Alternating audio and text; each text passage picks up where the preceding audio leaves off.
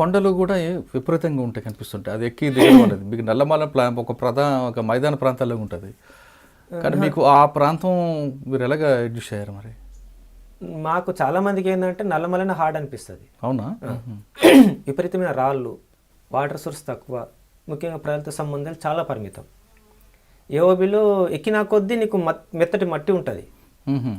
మెత్తటి మట్టి, వాతావరణం కూడా చల్లటి వాతావరణం ఉంటుంది. నీకు స్లోగా వెళ్తే అలుపు రాదు. ఇక మానసిక స్థితి ఏంటంటే ఎంఎల్ఎం మెడిసిన్ ఉన్నంత కాలం ఏదైనా పనిచేయదు. అదే అంటుంటాడు సాకేత్. ఒక ఆయన అడిగాడట సాకేత్కి, మీరు ఇంత వీక్గా ఉన్నారు, మీరు ఎట్లా పనిచేస్తున్నారంటే మాకు మంచి మెడిసిన్ ఉందండి అని అడట. ఏ మెడిసిన్ అంటే ఎంఎల్ఎం అంట.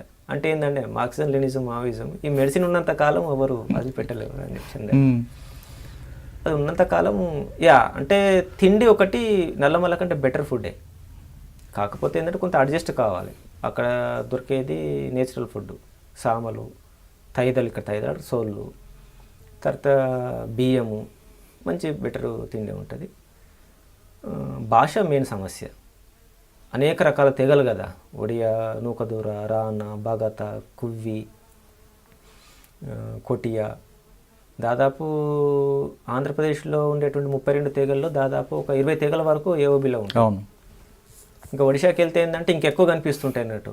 ఒక 10 గ్రామాల లోపల 10 రకాల తెగలు కనిపిస్తుంటాయి. కలిసిమెలిసి బతుకుతున్నటువంటిది ఉంటుంది. చిన్న తేడాలు అంటే మేము కొంచెం పెద్ద అనేటువంటిది ఒకటి ఉంటుంది, కానీ కలిసిమెలిసి బతుకుతున్నటువంటి పరిస్థితి ఉంటుంది.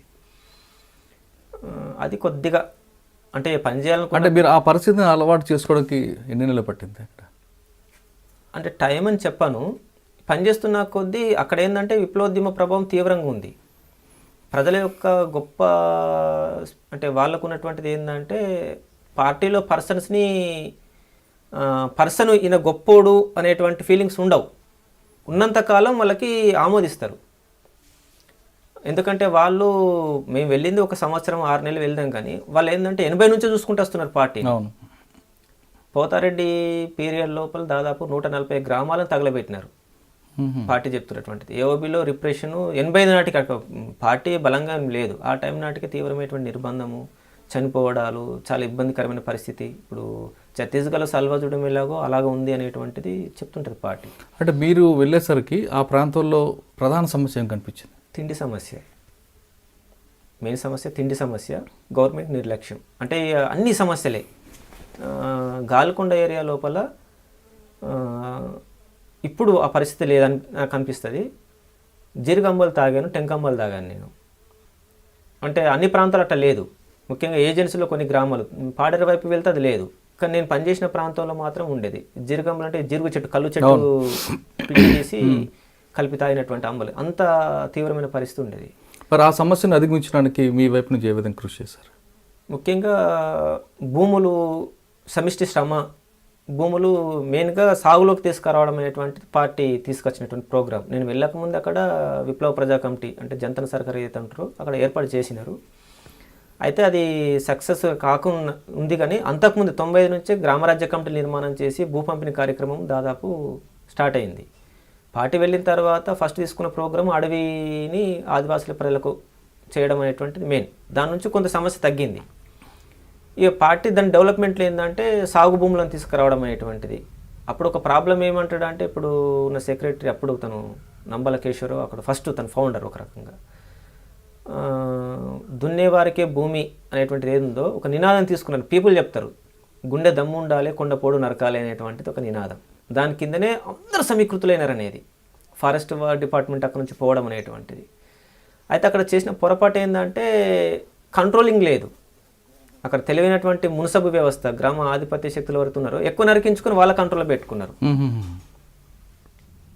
దాంతో ఏమైందని చెప్పేసి మళ్ళీ తిరిగి వాళ్ళ మీద స్ట్రగల్ చేయాల్సిన పరిస్థితి ఒకటి ఏర్పడింది. అంటే వీటితో పాటు కరువు దాడులు కూడా చేశారు కదా అప్పుడు?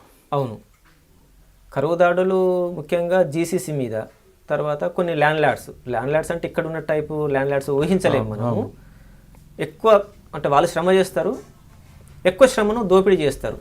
శ్రమలో పాల్గొంటూ శ్రమను దోపిడీ చేస్తున్నటువంటి కొన్ని కుటుంబాలు ఉన్నాయి. వాళ్ళ మీద గవర్నమెంట్ జీసీసీ డిపోల మీద దాడి చేసి వాళ్ళకు చేసినటువంటివి ఉన్నాయి. తర్వాత మెయిన్గా భూమిని అందుబాటులో తీసుకురావడము, దాని నుంచి కొంత మేరకు నివారించగలిగినాం. మెయిన్ సమస్య ఇంకా మౌలిక సమస్యలు, విద్య, వైద్యం. నేను వెళ్ళినప్పుడు దాదాపు లోపల నేను పనిచేసిన ప్రాంతంలో ఒక్క ఇంటర్మీడియట్ స్టూడెంట్ లేడు. ఒకే ఒక్క ఇంటర్మీడియట్ స్టూడెంట్ చీడిపల్లి అని ఒక ఊరు ఉండేది. దాదాపు 120 ఇండ్లు ఉండేటివి, అదే పెద్ద ఊరు. అక్కడ ఒకే ఒక్క స్టూడెంట్ ఉండేవాడు. నేను 2010 నాటికి ఏంటంటే సల్దిగడ్డ అని ఒక ఊర్లో ఒక MBBS చదువుతున్న కుర్రోడిని చూశాను నేను. ఫస్ట్ టైం నాకు ఒక సంతృప్తికరం అనిపించింది. ఇప్పుడు నేను విప్లవోద్యమం నుంచి వచ్చిన ఏరియా రిపోర్ట్ కంటిన్యూగా యోగులో భాగం కాబట్టి ప్రతి గ్రామం నుంచి డిగ్రీ చదువుతున్న పిల్లలు ఉన్నారన్నట్టు చాలామంది. ఇంకా ఇంజనీరింగ్ చదువుతున్నటువంటి వాళ్ళు నాకు తెలియదు, కానీ ఇంటర్మీడియట్ కామన్ అయిపోయింది. పార్టీ నేను వెళ్ళకముందు అక్కడ స్కూల్స్ ఓపెన్ చేసింది, ఒక 2 స్కూల్స్. దాదాపు ఆ స్కూల్స్కి ఒక 8 గ్రామాల ప్రజలు విద్యార్థులు వచ్చేవాళ్ళు. కొన్ని చెక్ డ్యాముల నిర్మాణాలు అయినాయి. ముఖ్యంగా శుభ్రమైన నీరు కోసం చాలా కార్యక్రమాలు అప్పటికి చేపట్టి ఉన్నది. మేము దాన్ని కంటిన్యూ చేశాను. మేము అంటే ఈ కార్యక్రమంలో నిర్బంధం ఏ విధంగా ఎదుర్కొన్నారు? అంటే ఇప్పుడు పార్టీ చెప్పేది ఏంటంటే పాలిటిక్స్ డెవలప్మెంట్స్ చేయడం అనేటువంటిది చేస్తే అది ఆర్థికవాదంలోకి వెళ్ళిపోతుంది. అందుకే సాకేత్ అనేవాడు ఎప్పటికీ ఏమంటాడంటే, ప్రజలకి రాజకీయాలు చెప్పాలి ఎక్కువగా. నువ్వు ఒక మీటింగ్ ఉన్నది అనుకుంటే 70% పాలిటిక్స్ ఉండాలి, 30% వాళ్ళ సమస్యలు మాట్లాడాలి అంటాడు. అది ఫెయిల్యూర్ అవుతూ వచ్చింది. ఎందుకు అని చెప్పేసి అంటే పాలిటిక్స్తో ఉన్నటువంటి ప్రజలు ఎంత నిర్బంధంగా వచ్చి ఎన్ని సంస్కరణలు తీసుకొచ్చినా నిలబడతారు. అదే సమస్యలు మేరకే మాట్లాడినాం అనుకో, సమస్యలు పరిష్కారం అయితే ఆర్థికవాద దృక్పథం ఉంటుంది. నువ్వు పరిష్కరిస్తే తర్వాత ఇంకొకరు పరిష్కరిస్తారు. ఈ విషయం ఇక్కడ సమస్య అయింది మాకు. ఏమైందని చెప్పేసి అంటే గవర్నమెంటు సంస్కరణలు తీసుకురావడం మొదలుపెట్టింది. మేము ఒక 5-6 ప్యాకెట్స్లో జంతన సర్కిల్ ఏర్పాటు చేసాం. దాంట్లో బెటర్గా పనిచేసిన 4.